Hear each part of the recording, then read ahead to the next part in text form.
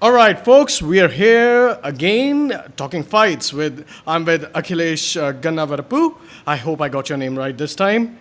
Yes, you did. Oh, good, great. So, and we are reviewing the UFC Fight Pass, Andrei Arlovski versus Josh Barnett.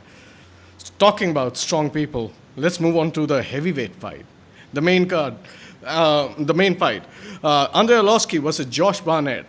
Both are Yeah, former UFC champions. Both are former Pride champions. Both were in the Strikeforce Grand Prix. And, veterans. Uh, right. and I, this is this fight. With all due respect to the rest of the card, this fight is on a different level. Right. So it's interesting. I mean, if you look at someone like Andrei Arlovski, going into the fight with Stipe Miocic, you had all this story of Andrei. He lost 4 fights, then he moved teams to Jackson Wink, where he found his niche back, he found his success back, he started winning fights. Then he goes up against Stipe, where the winner was, even then considered to get a title shot with Verdum, and he lost. He lost decisively. He lost in the first round. So that was when everyone said, maybe Andre is past his prime. He needs to hang up his boots. And you can, probably say the same thing about Josh Barnett. But these two guys are phenomenal. These two guys are legends in the heavyweight division.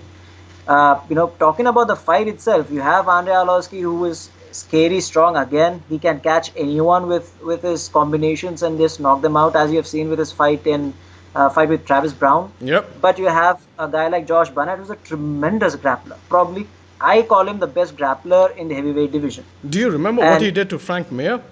yes, Oh my God! That if that Josh Barnett shows up, Andrei Arlovski is in for trouble, man.